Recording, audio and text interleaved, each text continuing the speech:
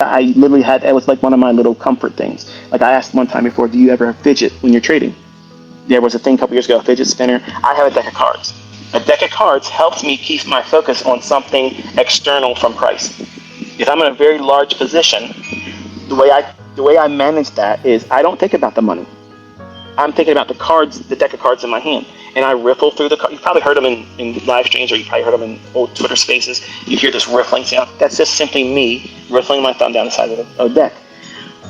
What you're doing is you're distracting yourself by checking your pulse, and then you're going to count the beats of your pulse for a minimum of 1 minute. So you find the first beat and you count that, and you keep counting until this 1 full minute has gone by. What you're doing is you're taking your attention away from whatever intrusive thought that scary would have thinking. You can't think that right now.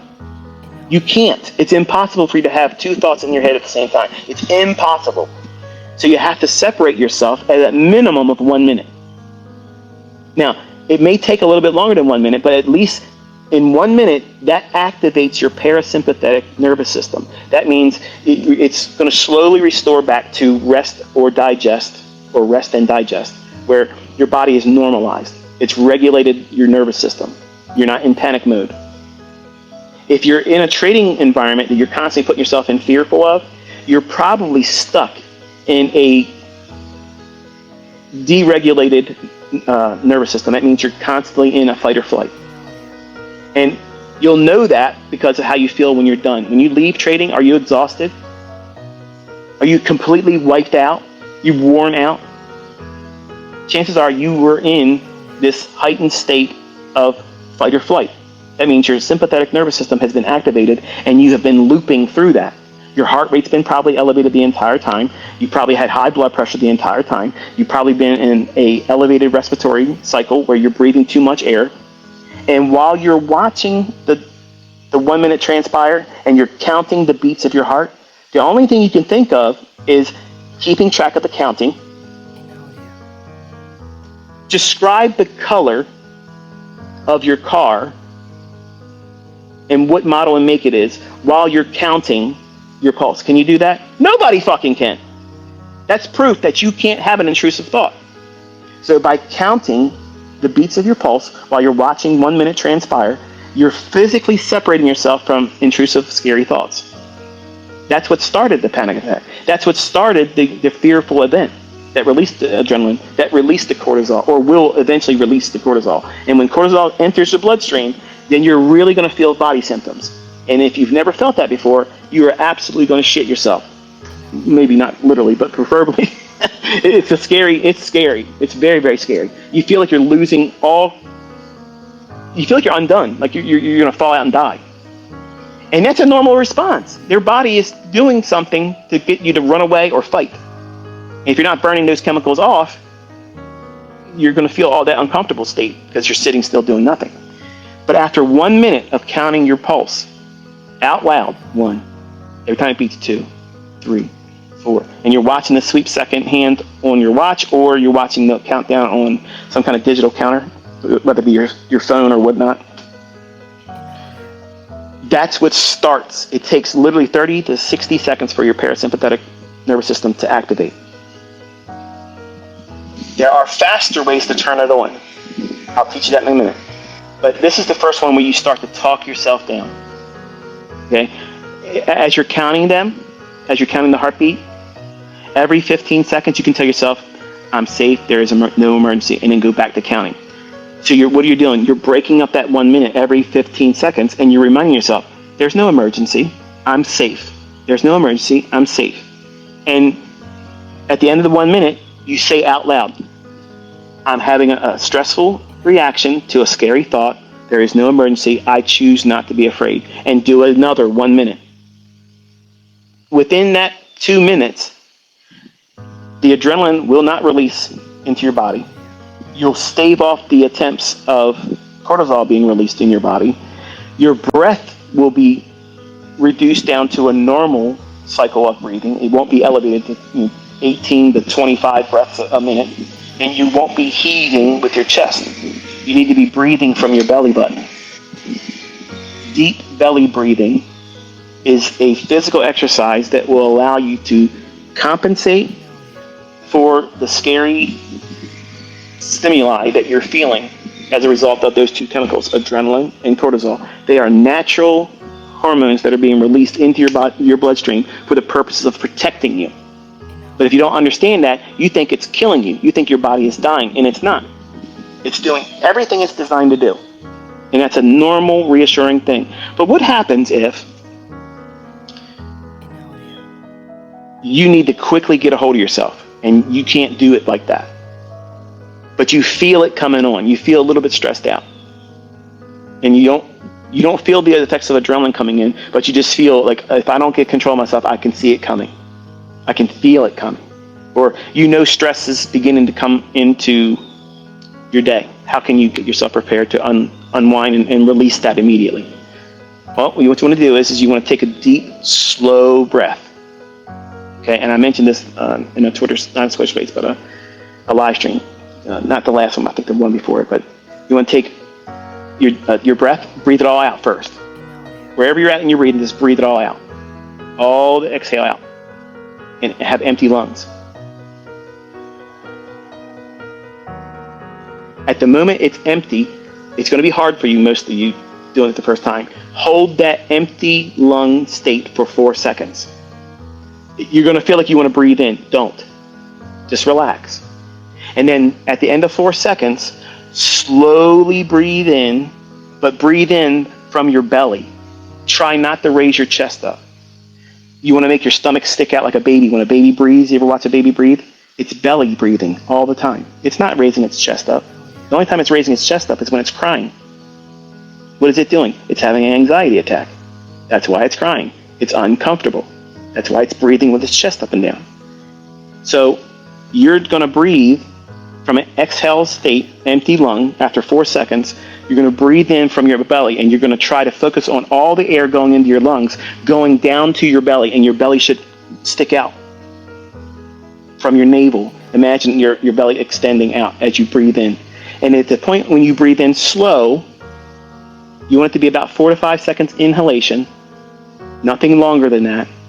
But at the time where you think that you've breathed in a full inhalation, quickly sniff through your nose the last little piece of pocket of empty space and go like this. It's like, say I breathe in, and then I go.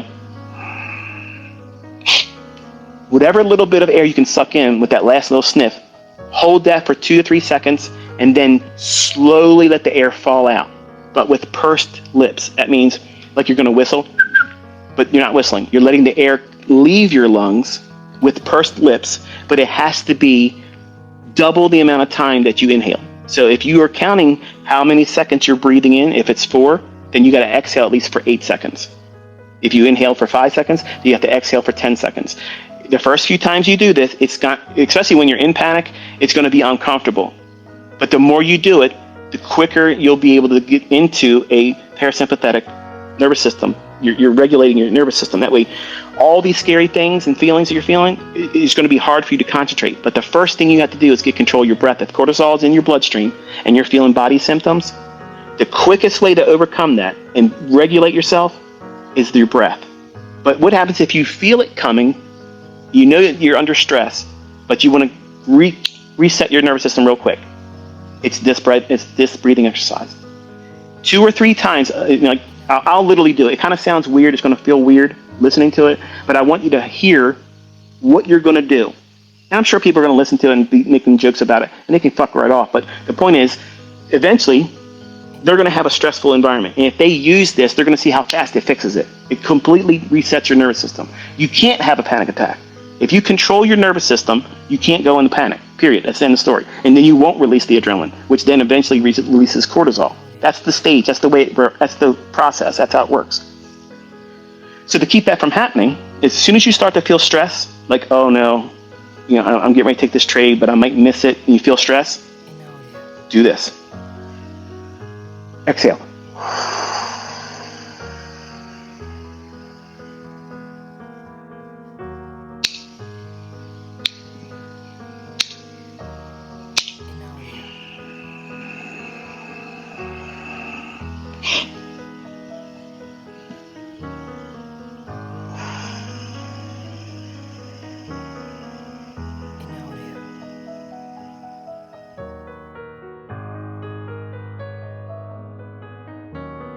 At the end of the exhalation, hold it for 4 seconds and then repeat it. Do that 3 times. You got no fucking anxiety. You got no fucking panic attack. It ain't coming. And you're going to have oxygenation.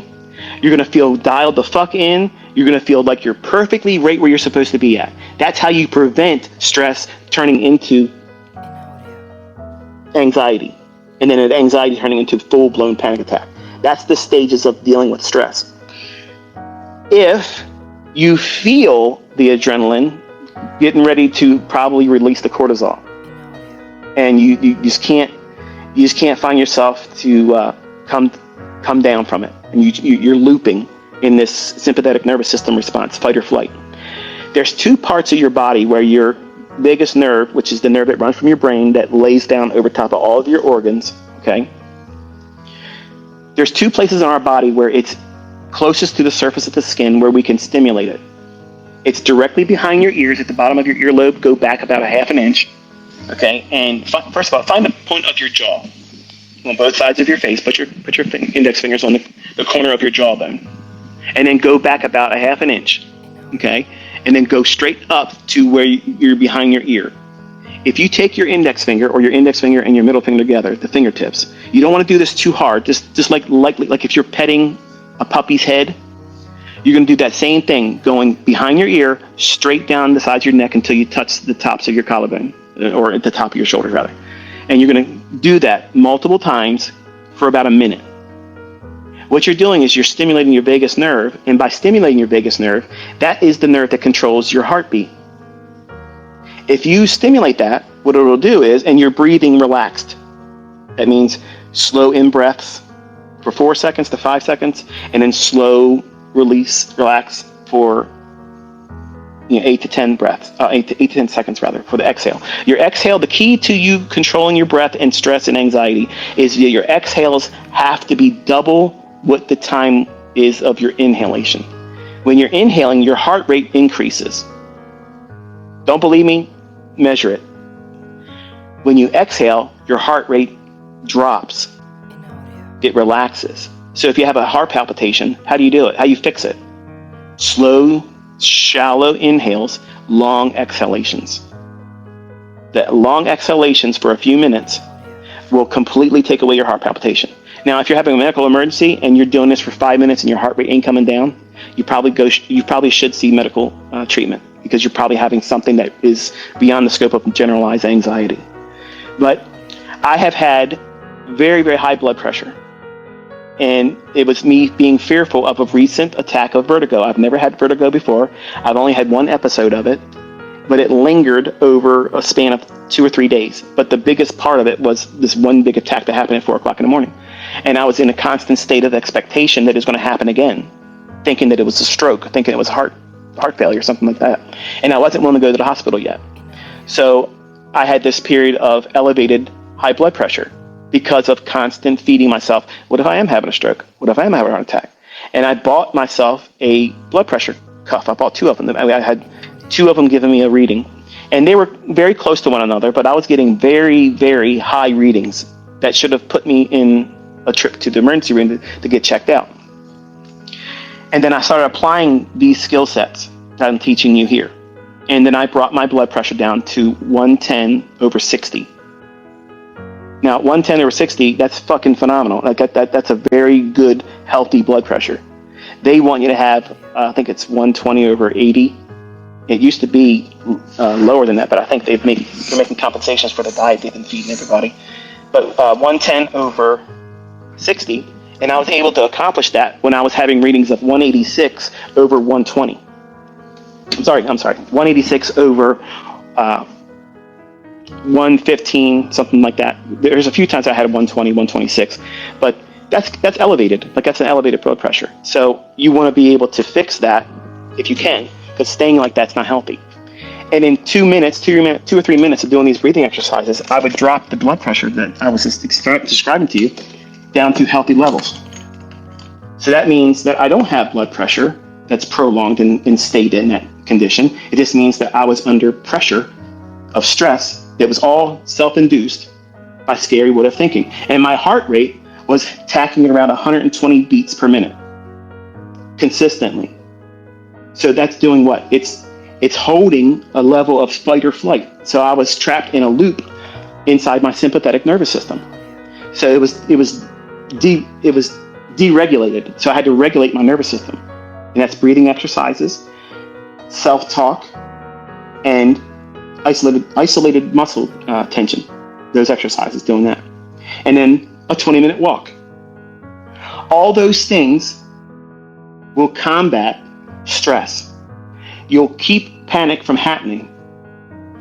But what happens if you want another skill set? Say none of these, say box breathing, what else is describing, say that's not working for you.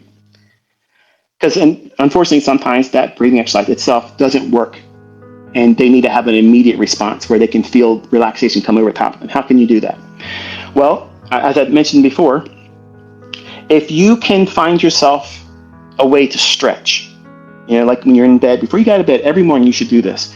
Stretch yourself, like stretch your arms, elongate yourself one side longer than the other, reach your arm above your head on the bed and stretch your legs stiffed out, really stretch out there. And what'll happen is you'll stretch and you'll get this really good morning yawn. And then when you're done yawning, you feel really relaxed. As soon as you yawn, you have activated your parasympathetic nervous system. That means you immediately turned it on. There's no delay there. It's immediate. You're not bringing it down with breathing exercises. You immediately just turned it on. I talked about how, because I'm a dog owner, I'm a pet parent, if you have a dog, you should watch them. Before they go to sleep, you ever notice how fast it takes them? It takes little time for a dog to fall asleep. They go to their laying spot. They'll walk around several times because they want to smell their own paw print. Their paw pads have their scent glands in them, and they walk until they smell their own scent. And then they lay down. And as soon as they get themselves comfortable in their position, they'll do this. Instantly, they're asleep. What did they just do? They activated their parasympathetic nervous system. That's what they just did. And then they could go to sleep. So if you're having problems with insomnia, which I battled with my entire life, when I need to sleep, and because I don't, and I answered this young man that was on Twitter earlier saying, because I told everybody, I've said this before, I sleep in 2 periods of 4 hours. And I couldn't do that when I was working, obviously. I needed to sleep more. I needed more recuperation time. But because I don't work, I don't have a stressful life, I sleep for 4 hours. I sleep when I feel like I need to sleep. And then I get up, I do whatever I want to do. And when I feel the need for sleep, I'll sleep for 4 hours. And in between those, if I need to take a cat nap of 10, 15, 20 minutes, something like that, I will. But I don't ever feel, I'm tired, I'm lethargic, okay. Because I don't burn out because I'm sitting in traffic, back and forth, commuting. I don't work with Carl. I don't spend 8 hours, 12 hours a day. I don't work 6 hours a week. 6 days a week, 7 days a week. I don't work a part-time job in addition. Like, I have a very comfortable lifestyle. So the demand for sleep for me is lower than what it would be for everyone else. So when I say